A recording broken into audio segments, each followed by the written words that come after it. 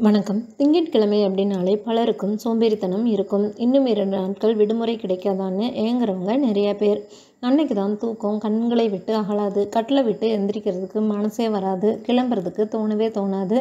இருப்பினும் வேலைக்கு போகணுமே அப்படின்னு கடுப்பாக கிளம்புவாங்க. திங்கட்கிழமையை உற்சாகமாக தொடங்குறது எப்படி அப்படிங்கிறத பற்றி இந்த பதிவில் நம்ம பார்க்கலாம்.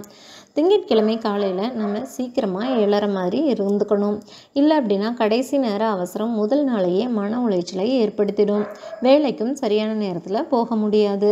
திங்கட்கிழமைகளில் நமக்கு பிடிச்ச உற்சாகம் கொள்ள வைக்கிற உடைகளை அணியலாம். இது தன்னம்பிக்கையை அதிகரிக்கும். திங்கட்கிழமை மிகவும் சீரியஸாக எடுத்துக்காமல் ரிலாக்ஸாக தயாராகலாம். நம்மளுக்கு பிடிச்ச பாட்டு கேட்டுட்டும் டான்ஸ் ஆடிட்டும் வேலைக்கு தயாராகும்போது நமக்கு அந்த மன அழுத்தம் இருக்காது. நம்மளோட வேலையை பற்றியும் நம்ம நிறுவனத்தை பற்றியும் உடன் பணிபுரியவங்களை பற்றியும் நேர்மறை எண்ணங்களை வளர்த்துக்கிறது ரொம்பவுமே நல்லது. இது நம்ம வேலையின் மீதான ஆர்வத்தை அதிகரிக்கும். அது நமக்கு மட்டுமல்ல, நாம் பணி செய்யும் சூழலுக்கே மிகச்சிறந்த உற்சாகத்தை கொடுக்கும். காலை உணவை தவிர்க்காமல் உங்களுக்கு பிடித்த உணவை சமைத்து சாப்பிட்றது நல்லது. உங்களுக்கு பிடித்த உணவாக இருந்தால் ருசித்து உண்பீங்க. அதுவே உங்களுக்கு ஒரு உற்சாகத்தை கொடுத்துடும். திங்கட்கிழமை அப்படின்னா சாலை நெரிசல் அதிகமாக இருக்குங்கிறதுனால கோபம் மற்றும் எரிச்சலை அதிகரிக்கும்.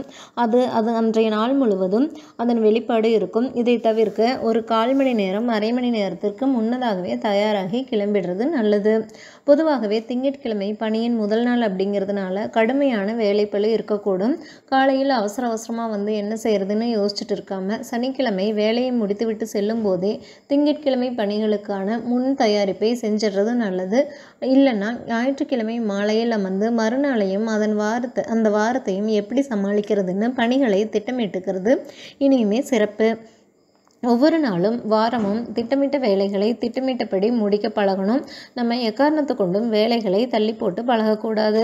கோபமாக இருக்காமல் சிரிச்சு முகத்துடன் இருக்கணும். அலுவலகத்தில் நுழைந்ததும் மற்றவர்களை பார்த்ததும் புன்னகை செய்கிறதும் விஷ் பண்ணுறதும் நல்லது.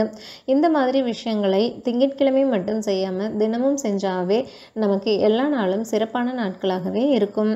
மேலும் தகவல்களுக்கு சேனலை சப்ஸ்கிரைப் பண்ணுங்கள். தேங்க்யூ.